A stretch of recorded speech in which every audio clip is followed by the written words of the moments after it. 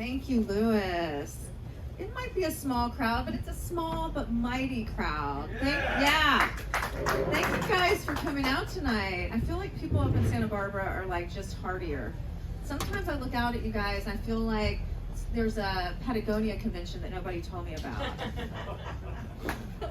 I've been here doing a show in the rain and Santa Barbara people will stay. Hats off to you guys. In LA, everyone wouldn't even leave their house.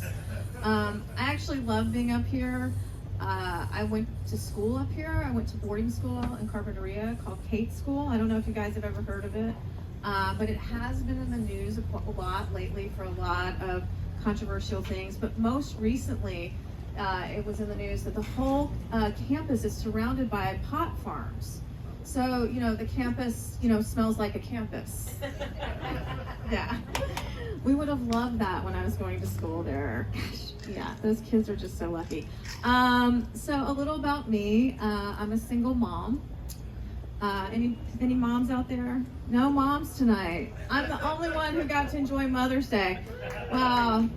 My son is here tonight, and he drove me up here for this show as my Mother's Day gift. Jackson, I have to give you a round of applause. Yeah, best son ever. Yeah, sometimes when he's at my shows, the other comedians think I should name my show I'm Sorry, Jackson. So I'll just say it now. Anyway, I am a single mom. You know what? But I do surprisingly well on dating apps, you guys. And I think it's because my profile says that I don't want kids. And then they find out it's because I have 4.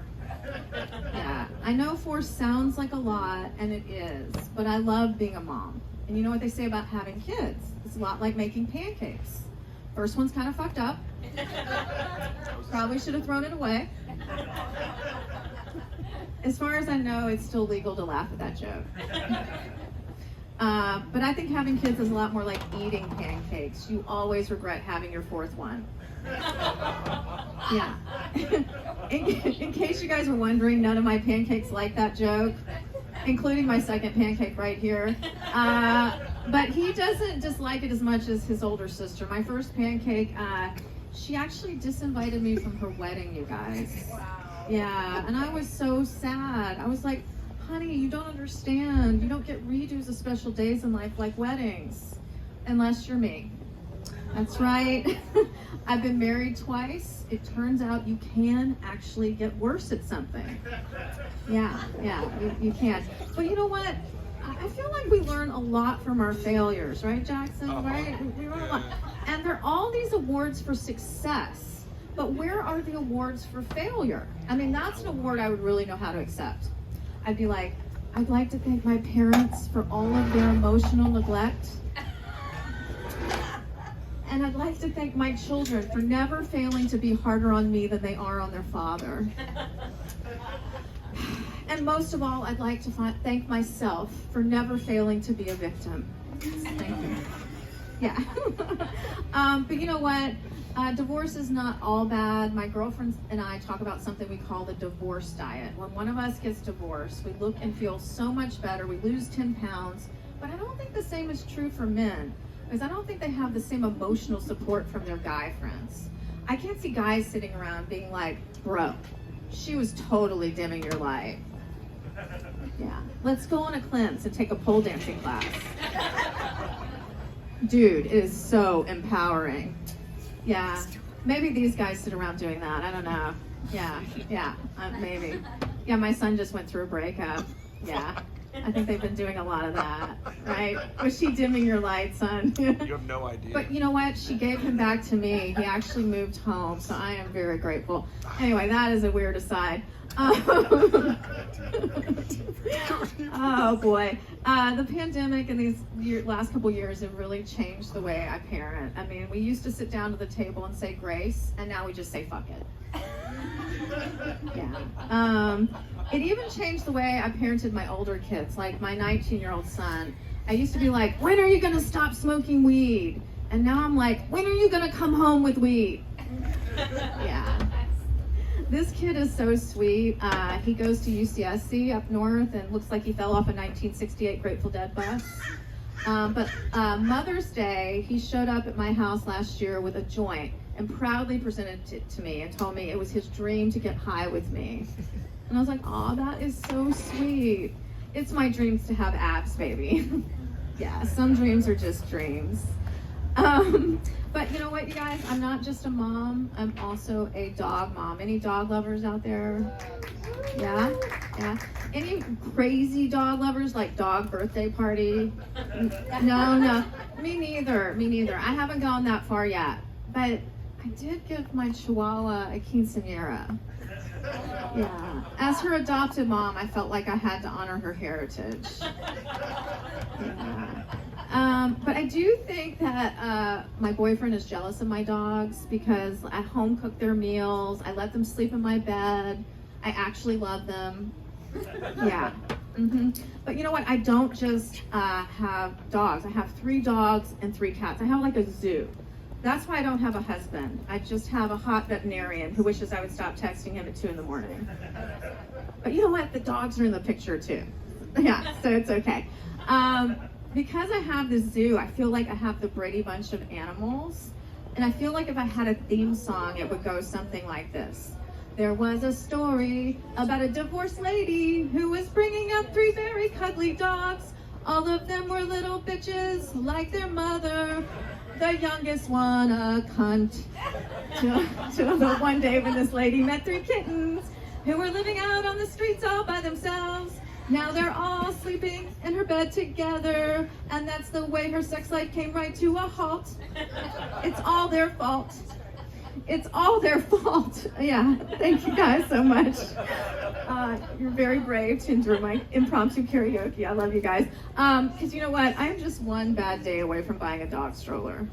Yeah, it's coming. It's coming. Anybody admit to being a little new agey? Anybody? You have tarot cards, don't you? You have 2 earrings. You must. Crystals, patchouli. All of them. All of it, right? Well, I'm a little new agey, but I'm also practical, right? So I have crystals for my anxiety, and I take Xanax. Yeah. And I get my house feng shuied, just in case it works. And I take Xanax. And I have a ton of Buddhas in my house. Did I mention I snort Xanax? Yeah, but I feel like lately that the new agey stuff maybe's gone a little bit too far. I walked into my 12-year-old daughter's room the other day as she was leading her American Girl dolls in a pretend ayahuasca ceremony. Yeah, too far. I mean, 12 in LA is like 30 anywhere else.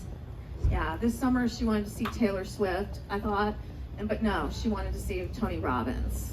I'm not sure which one is more expensive, you know.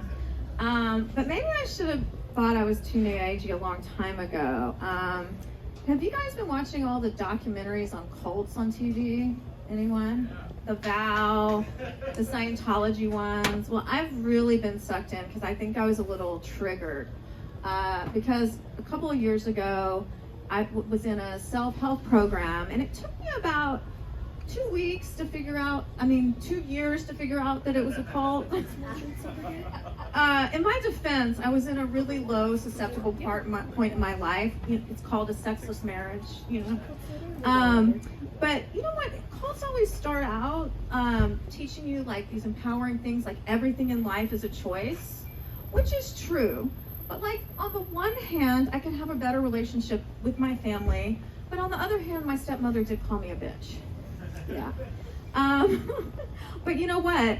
To be fair, I didn't lose all my money. I didn't sleep with the guru, but I did spend about 3 months walking around health food stores thinking I could just absorb all the supplements without taking them. Yeah, it's embarrassing. I know. But I think that, cults are kind of like toxic relationships. It starts out all hearts and flowers and excitement. And then a couple of years later, I'm like, I think I need to apologize to all my friends and family and get this tattoo removed. Yeah. But watch out, there are cults all around you. You could find yourself in one very easily. Like one of my girlfriends just joined this group and she does backbreaking work for them. She gives them money every month. She recruits her friends. And I'm like, babe, you're in a cult. And she's like, Maggie, it's CrossFit. Yeah. So if if you want to know you're in a cult, you'll know if you have to keep telling people that you're not a cult. That's the sign, you guys, just in case you were wondering. Yeah, that is it. So I have a big birthday coming up this year. Does anybody have a birthday coming up? Yeah, birthdays. Yeah. Jackson, your birthday is after mine. I know, that's All coming right. up. Yeah, that doesn't count. Does anybody have a birthday coming up? Yeah? Me too. Do you like your birthday? Not anymore? Well, you know what? I'm okay with getting older. You know what? Because I feel like I'm still young. I'm still vibrant. I'm still dating 26-year-olds. Yeah.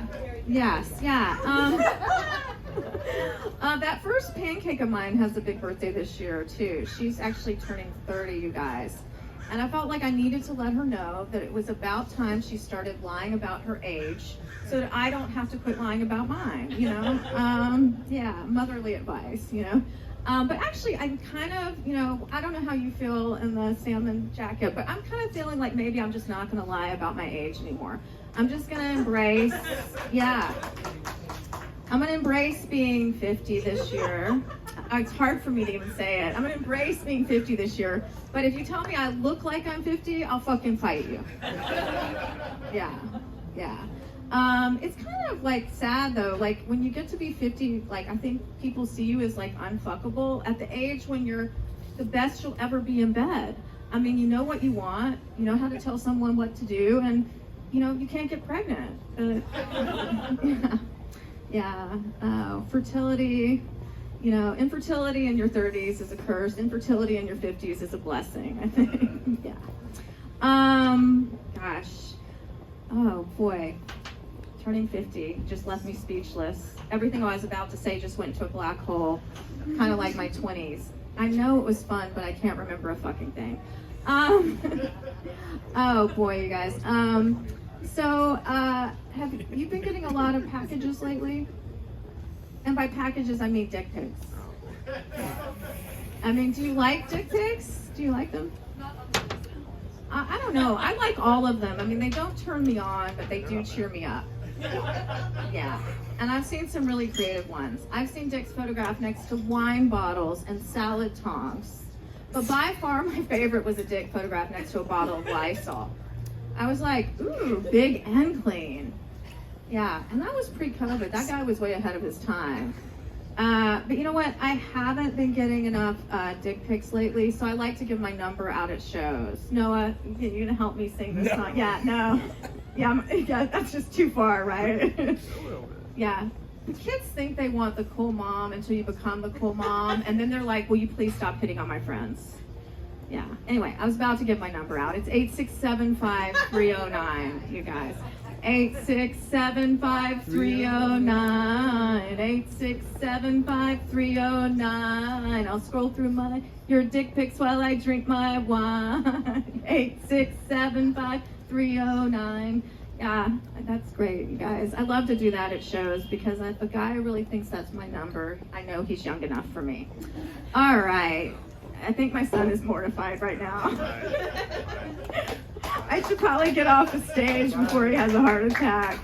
But there was there was one more thing I was thinking about, Jackson. You know, when you have 4 kids, someone's always mad because everyone has a different point of view. They're just usually mad at me. Yeah, I'm Mother of the Year tonight, right, Jackson? Yes. Anyway, I'm Maggie Hyde. We have an amazing show for you. Are you guys ready? You ready?